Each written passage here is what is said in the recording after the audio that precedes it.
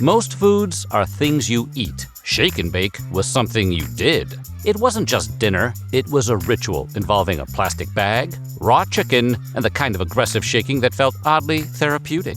Until it wasn't. And that's why today we're taking a look at what actually happened to shake and bake. But before we get started, make sure you're subscribed to Weird History Food. And let us know in the comments below what other strange, nostalgic food products you want us to dig into next. And now, for your sake, we make our take on shake and bake.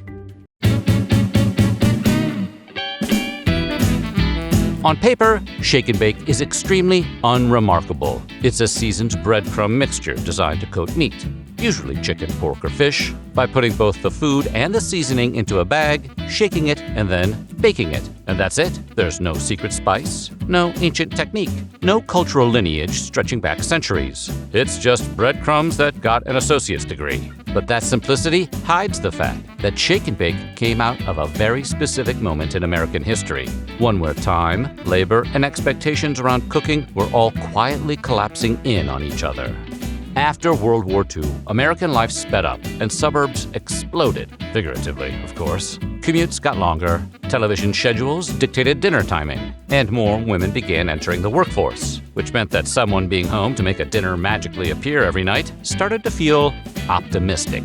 So food companies responded the only way they knew how, by coming up with new products to sell, products that removed steps. Yes, the 1950s and early 60s were a golden age of just-add-water logic. Cake mixes, instant mashed potatoes, boxed dinners that promised emotional closure in under 30 minutes. And while seasoned breading mixes like Kentucky Colonel Chicken Mix, Dixie Fry, and Morton's Nashville Hot Chicken Coating already existed, they still required effort. Bowls, eggs, milk, cleanup. Shake and bake, on the other hand, was a shortcut. It was a trailblazer for food products that asked, what if we removed everything annoying and left only the illusion of effort? It's the same philosophy behind airport moving walkways. You're still technically walking, but everybody knows you've emotionally checked out. Traditional breading requires a multi-step process. Flour, egg wash, and breadcrumbs, which is fine if you're a chef, but deeply annoying if you're already tired and it's a Tuesday. But here's the dirty truth about breadcrumbs. They do not want to be on your food. Sure, breadcrumb adhesion sounds well and good until you've watched your entire coating slide off a chicken breast in the oven and you realize that, like a deadbeat father going out for cigarettes, it's not coming back. Yes, traditional breading is a lie told by cookbooks written by people with more energy than you. In this sense, shake and bake didn't fix cooking, it fixed betrayal. It said, what if the crumbs actually kept their promises? Because otherwise, they will fall off. Or they'll coat your fingers more than whatever you're trying to cook. And this was the problem shake and bake set out to solve. The solution? Instead of asking cooks to supply a binding agent, shake and bake contained it. Ingredients like lecithin and dried egg whites bonded directly to the meat's surface moisture and made the breadcrumbs stick. That chemical adhesive was mostly developed by food scientist Ruth Seams, who also worked on stovetop stuffing, meaning she basically ran a breadcrumb-based shadow government. But the point is, you didn't need to know what you were doing anymore. Shake and bake didn't ask you to trust yourself. It asked you to trust the box. The chemistry mattered, but it was that bag that changed everything. Because the bag wasn't just packaging, it was the interface. It was the button you pressed to make dinner happen. It was also disposable, which meant you never had to confront what you had done afterward. Put the chicken in, pour the mix in, seal the bag, then shake with an intensity that might reveal more about yourself than you'd like to admit. This wasn't packaging, it was industrial-grade emotional infrastructure. There is no modern plastic that compares.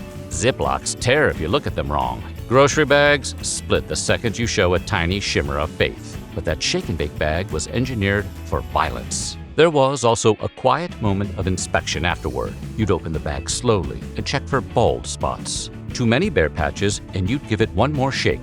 Not because it needed it, but because you needed closure. The bag wasn't just doing work.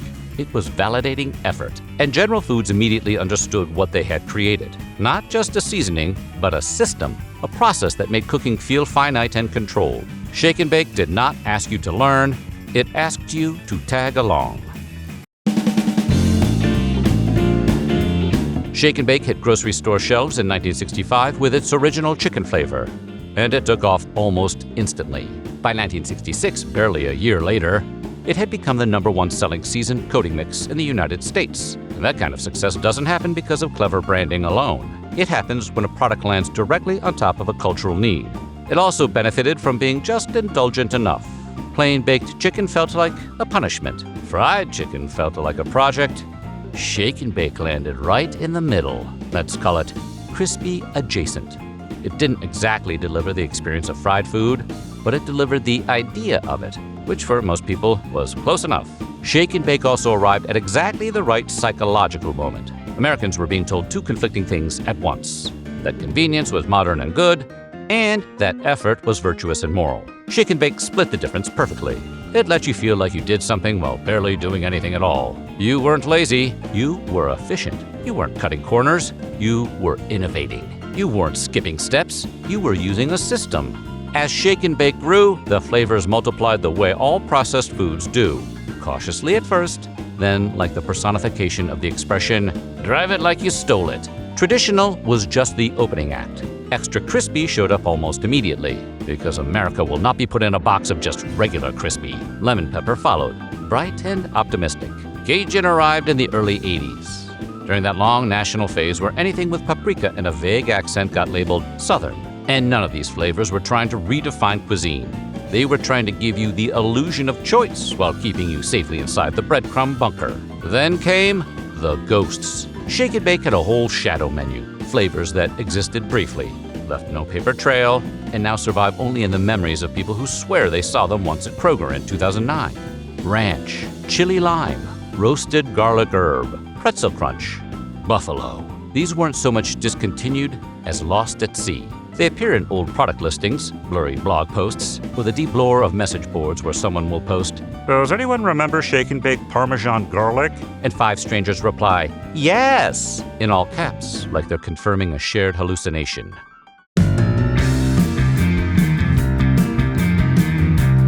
Shake and Bake has always lived in that narrow psychological corridor where people feel responsible without actually changing their behavior. It's baked, not fried, which immediately triggers the internal monologue of, "This is better, right?" You didn't deep fry the chicken, so that means balance has been achieved. Science has been satisfied. The nutrition label, of course, tells a more complicated story.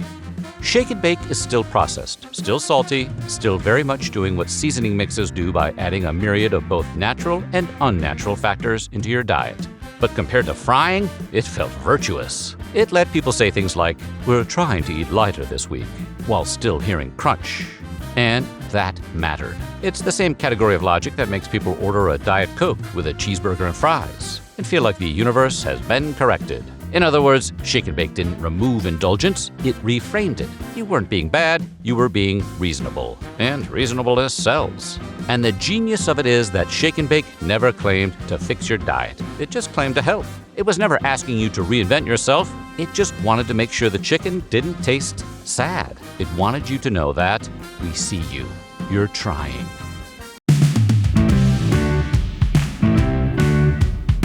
Shake and Bake, and I helped, is one of those advertising lines that shouldn't have survived past the Nixon administration. And yet here it is, fully immortal, still echoing through the collective subconscious like a nursery rhyme whispered into our ear as children every night. It wasn't just a slogan, it was a permission slip.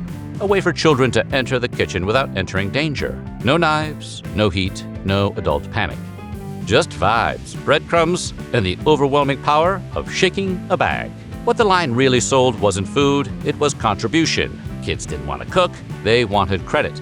And Shake and Bake understood that better than any educational psychologist ever could. You didn't have to understand what seasoning was, or the health standards around chicken temperature. You just had to shake the bag like it owed you money, and then announce your involvement to the room.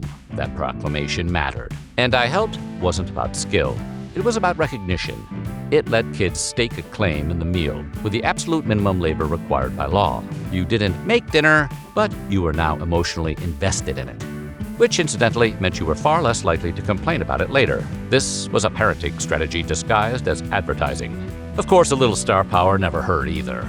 The commercial that really put the brand on the map was a 1965 spot that starred June Lockhart of Lost in Space and Lassie. Then in the 1970s, they went with a series of commercials starring the fictional Pete the Butcher, who sounds like a mass murderer, but was just an actual butcher. Come the 80s, however, they were right back to genuine celebrities, running commercials that had Pete meeting the ultimate homemaker, Ann B. Davis, better known as Alice from The Brady Bunch, who was also not a mass murderer, at least as far as anyone knows. At a certain point, Shake and Bake stopped being just a product and became a reference, a phrase, a piece of shared language. In 1979, for example, The Muppet Show referenced the "and I helped" slogan, cementing its place in family-friendly pop culture. In 1982, SCTV joked about The Adventures of Shake and Bake, a fictional program, parodying the theory that Francis Bacon wrote the Shakespeare plays, Shakespeare being shake and bacon being bake. And in 1999, The Simpsons even got in on the game. Marge, I'm sorry, but your cooking's only got two moves: shake and bake. You like shake and bake. You used to put it in your coffee. And that's just the tip of the breadcrumb-coated iceberg. Because in 2006, Talladega Nights reignited the cultural catchphrase when Will Ferrell and John C. Reilly named their NASCAR partnership after it. This reference, maybe more than any other, showed how the phrase, more so than the food itself, had become part of our shared lexicon. Musicians used it too. Songs titled Shake and Bake appeared across genres, name-checked by punk bands like the Shrinking Dickies, hip-hop acts like Digital Underground, and blues artists like Stevie Ray Vaughan. The phrase had escaped the box so much that some younger folks may believe it to be more of a clever bit of rhyming than how-to instructions. Heck, even McDonald's tried to cash in, twice. In the 1990s, they introduced Shake Shake fries, letting customers add seasoning packets and shake them in a bag. And more recently, McDonald's Japan launched Shaka Shaka Chicken, a fried chicken fillet served in a pouch where customers dump in seasoning and shake it themselves. It's shake and bake in everything but name. And how many movie theaters have you been to and asked for the larger carrier box so you could dump your popcorn and shake it with more butter-flavored oil and salt? This is a nation grown up on the idea of shaking then baking, or just flat-out eating post-shake.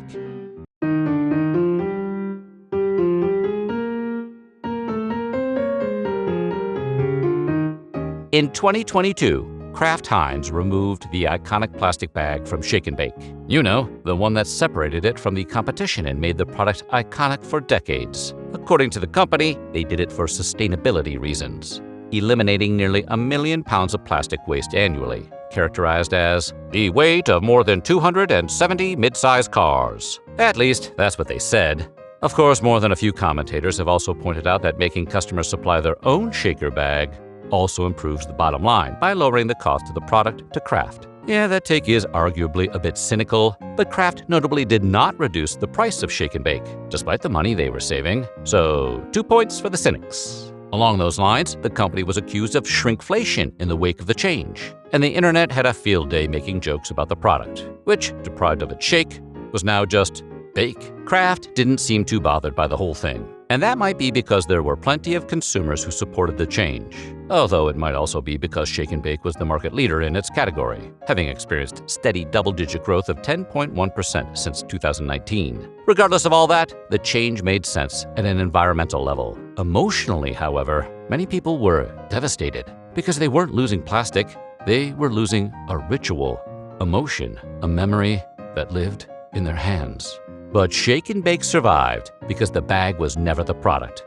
The promise was. Shake and Bake didn't teach people how to cook. It taught them that cooking didn't have to be scary, that participation could be symbolic and measurable. The effort didn't need to be perfect to count. And for a box of seasoned breadcrumbs, that's a pretty incredible legacy. Sometimes dinner doesn't need to be impressive. Sometimes it just needs to get shaken violently and make everyone feel like they helped. And that's what actually happened to Shake and Bake. So what do you think? Is Shake and Bake the same without the bag? Let us know in the comments below. And while you're at it, check out some of these other videos from Weird History Food.